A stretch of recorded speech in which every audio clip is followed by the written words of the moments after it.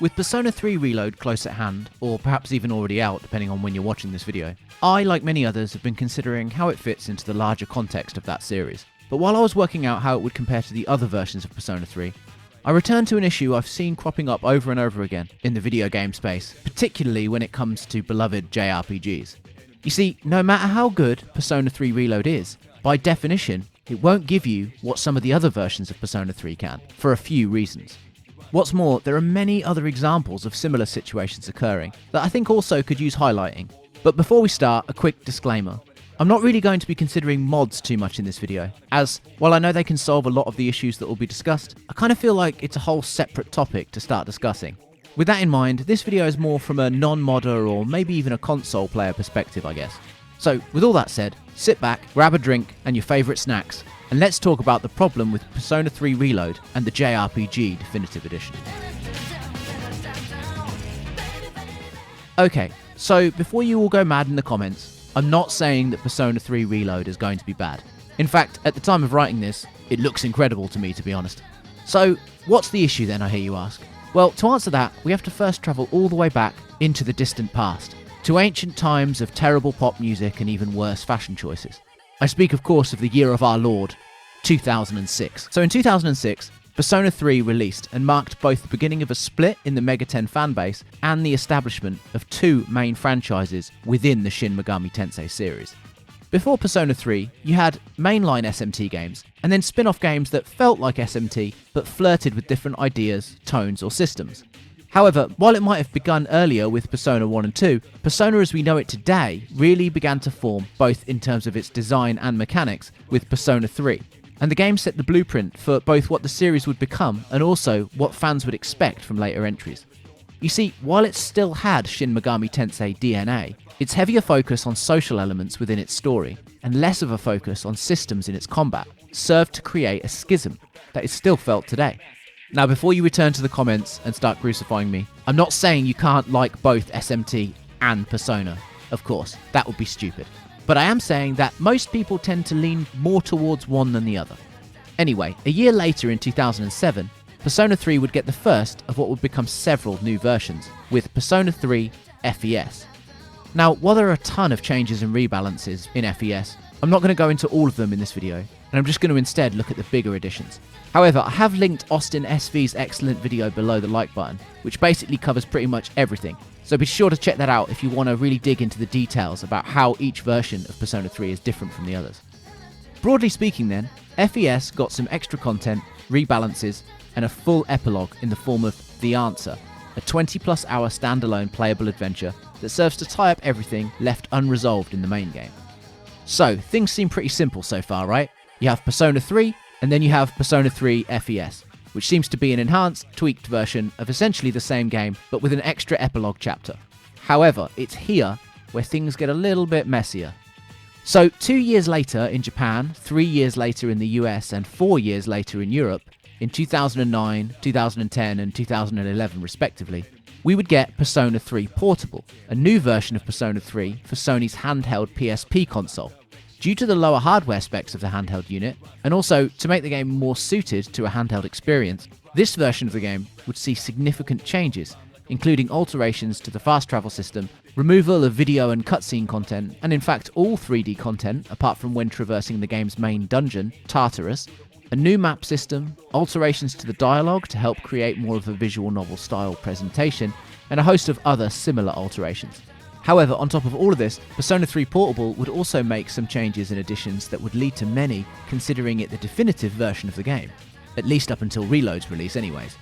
Amongst these changes, arguably the two biggest were allowing the player to directly control all party members, as opposed to in the original, where everyone except the main protagonist was handled by the AI, and the inclusion of a second playable female protagonist, who had her own narrative elements, social links, and conversations completely separate from the original male protagonist.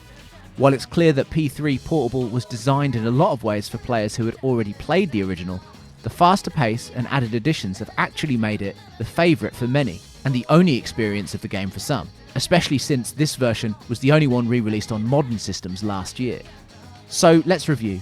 So far we have 3 separate versions of Persona 3. two of which are very similar, and one of which is a bit more of a redesign with some additional elements. So I know what you're thinking, right? Because I think most of us had the same thought when Atlus announced that they were remaking Persona 3 from the ground up. Surely this is the moment, right? Now we can have all the best parts of all the previous versions. We can get the better balancing of FES along with its epilogue, on top of the female protagonist option and new social links, with full party control, from Portable, right? Well, apparently not. So it's been confirmed that Persona 3 Reload will not have either the answer epilogue or the female protagonist, and will instead act more like a remake of the original game, but with the systems, visual flair and balancing from more recent titles. Some have theorised that this is so Atlus can release another version of Reload later on, just as they did with Persona 4 and Persona 5, with Persona 4 Golden and Persona 5 Royal, adding these elements and more later on. And who knows, those people could be right, but even if that is the case, it still kind of feels a bit like a missed opportunity, right? But let's be fair, Atlus are not the only offender when it comes to this kind of thing. Let's take, for example, another juggernaut in the JRPG space, the Final Fantasy series. With the recent releases of the Pixel Remaster collection, it felt like the perfect moment to finally deliver the definitive versions of those titles to fans. But unfortunately, that's not really what happened. Now, to be clear, I don't mind the Pixel Remasters for the most part, and I'm glad these games are available in forms closer to their original versions for people to play nowadays. They're certainly better than those awful mobile ports. But if you're going to change the pixel art to make it more modern, add various new effects and elements, as well as redo the soundtrack, then why not give fans more? For example, let's look at the game in the Pixel Remaster collection that clearly had the most extra work put in, Final Fantasy VI, with Square even going so far as to add some pseudo HD 2D sections to the famous opera scene and its opening. Add to that the amazing new soundtrack and the improved localization, and you're clearly on the track to redefine rather than recreate, right? So if you're not trying to recreate the SNES version, then there's just so much more that could be added here. Where's the extra content from Final Fantasy VI Advance? And why do the character sprites look worse than they did in the original game? Right now, without mods, just like Persona 3, there is no definitive version of Final Fantasy VI, especially for Western players who don't speak or read Japanese. You can play the Western SNES version, but that has a terrible translation. Or you can play the GBA version, which is infinitely better in this regard and has extra content, but the MIDI sound is so bad it almost ruins Uematsu's incredible score. These are just a few examples, and there are many pros and cons for each version of Final Fantasy VI that have been released over the years. But rather than giving players one definitive option that combines the best parts of all these versions, instead, now we have the Pixel Remaster, which just does some things better and some things worse yet again, making it just another option and muddying the waters even more for someone who's yet to play this incredible entry in the long-running franchise.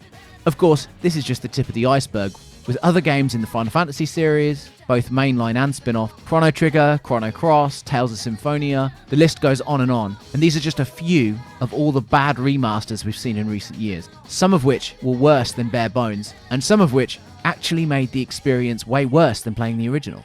Add to this the terrible state of video game preservation and the layman's lack of experience with emulation, and we could be heading for a pretty depressing era, where only terrible ports act as mere shadows of the moments that comprise the best period in gaming history.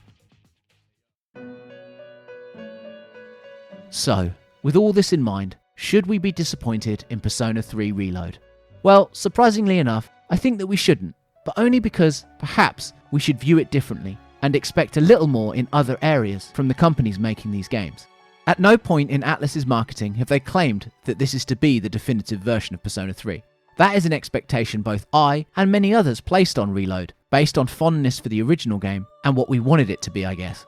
Now, don't get me wrong, I still think they missed an opportunity here to add elements like the extra protagonist and the epilogue, but I at least am choosing to look at Reload the same way I did Portable, an altered version of the original game that is taking what came before and making something familiar but new.